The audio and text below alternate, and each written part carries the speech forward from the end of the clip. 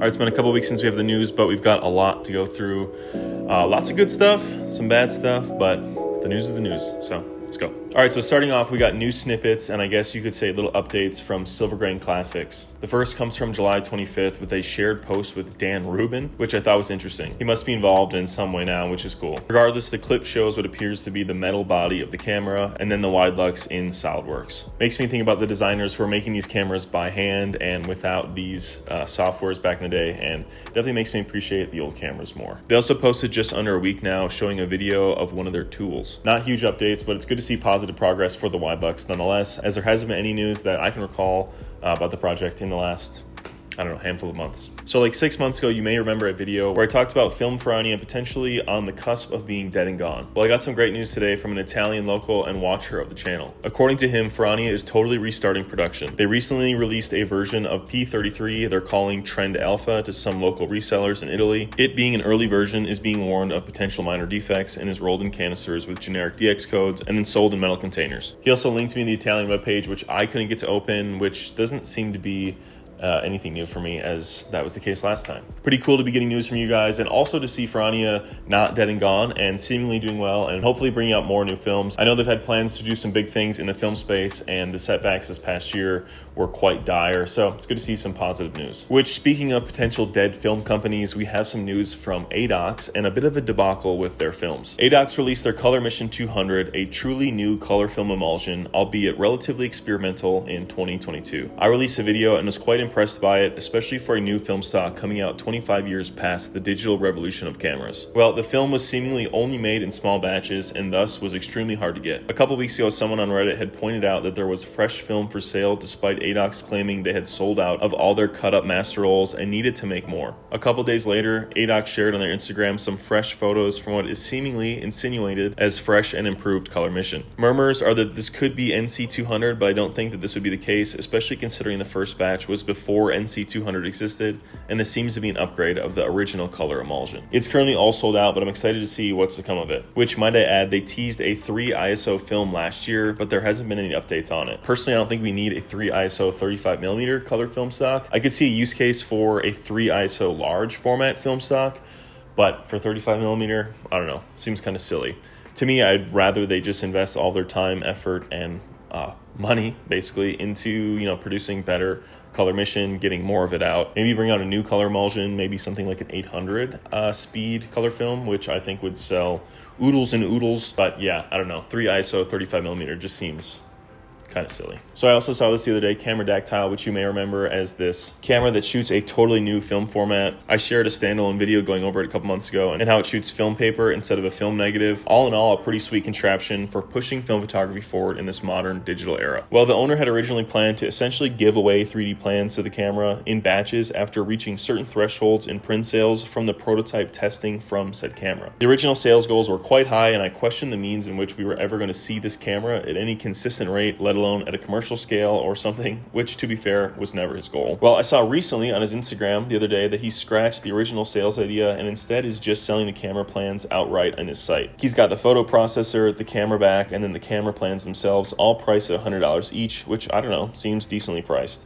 Now, obviously, these are only the plans, but let's say it takes you a couple hundred additional dollars to finish outfitting the camera. $500 to $800 for this super unique, conversation-worthy, original format and camera seems, honestly, not bad.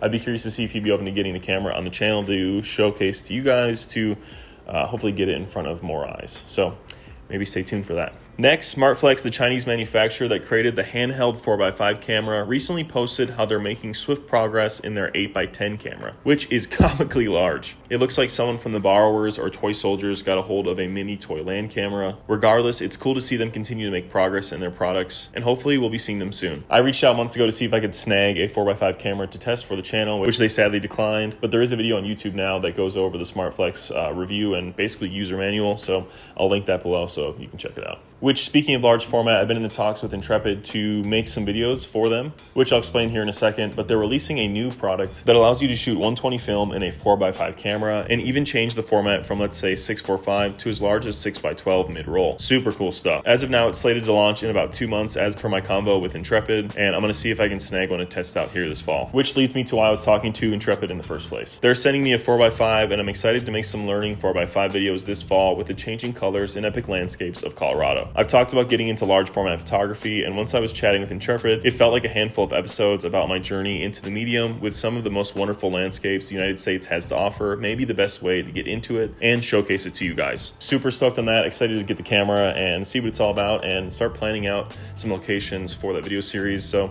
yeah, hope you guys are excited for that. Next, we recently got word that a new reimagined SX70 is in the works. 10art CC announced their Pocket Fold 66, a folding instant film camera made in the likeness and almost exactness of the SX70. As of now, there isn't a ton of info or photos or anything about the camera yet, but we do know it has a 110mm f5.6 lens, focusing distance from 15 centimeters to infinity, automatic exposure with EV adjustment, built-in rechargeable lithium battery, and then obviously uses Polaroid square film. As of now, there's no release date or price, and this was just the announcement and teaser. Definitely excited to be getting any new film cameras, even if it's an SX70, which is one of my least favorite cameras that I own. But we don't have to talk about that. I just hope it's a true SLR and not some cheap gimmicky camera, but based off of what others have said about their products, this should be something high quality and true to form. Next, Aperture Printing, a film processing lab out of London, is releasing a black and white slide film called Houston 400. The film is repacked Rolleifilm film and is said to be able to shot a color positive film with their proprietary development chemicals, which who knows what's in it or what makes it different, but it is interesting. Black and white slide film isn't something new, however. In the 1990s, Agfa previously produced Dia, a 12 ISO slide film, until the 1990s. It was then superseded by a much more popular Scala 200X, which survived until 2005. Since then, ADOX released their version of Scala 50 in 2019, and Fomapan R100 is still available as well. Someone on Reddit was suggesting this is just Avifot 200, which I don't know much about personally. I don't shoot much black and white in general, let alone slide black and white, but it's cool to see more and more new and respooled film being accessible to different people around the world. Next, I somehow missed this from Vincent, who emailed me early July about his Frames app. It's a digital notebook app designed for film photographers to log camera settings and then later match them with their scans, covering the full workflow. You can even add the photos on GPS, export and share your settings to your computer or to friends even, as well as attach metadata to your film photos digitally. There's even a Mac app to help the workflow, but keep in mind this is a free personal project, but a powerful app nonetheless. I don't personally keep a log of my photo data when I'm out shooting, but it's incredibly helpful for understanding your exposure and potential issues you have when you're out shooting. Being able to backtrack and see why one specific frame from a sequence is overexposed can help wrap your brain around exposure much quicker, which is why I would recommend something like this or a physical log sheet to improve and ultimately save money and create better frames more consistently early on. Keep in mind, if you guys have anything that you think is newsworthy from a source or your own project,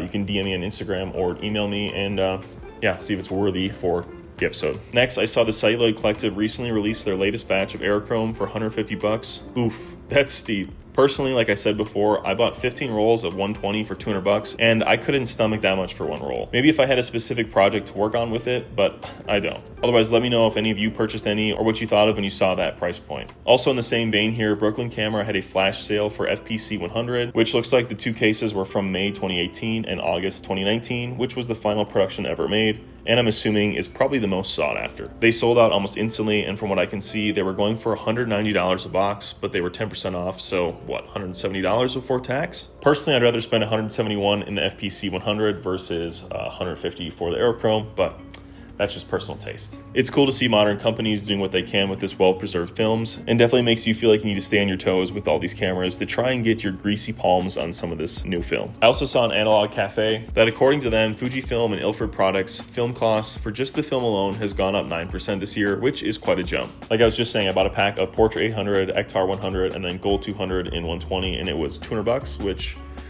is pretty crazy. Hopefully this upcoming year we see film prices ideally go down, but I'm not that naive. If they can just stay the same or not go up 9%, in half a year or whatever, that would be great. Next, I recently got some Yes Star film back, and man, that film looks amazing. I thought it would be like some of the Shanghai film I shot last summer that left me really disappointed, to be honest, but man, this film looks great. I'm excited to shoot another roll and show you guys and dive into what this could be. I also just finished editing my opticolour video this week for Sunday, and I'm really excited for you guys to see it. I'm really shocked and really love a lot of the photos I got from that trip with the film. So definitely check that out Sunday. All right, otherwise I think that's pretty much going to wrap it up for the news, guys. We covered a lot of good stuff, some bad stuff, some neutral stuff. So definitely let me know down in the comments which of the news you thought was the most interesting or pertinent to your shooting style. And yeah, that'll wrap it up. Till the next one, stay safe, stay shooting, guys. Thank you so much. Adios.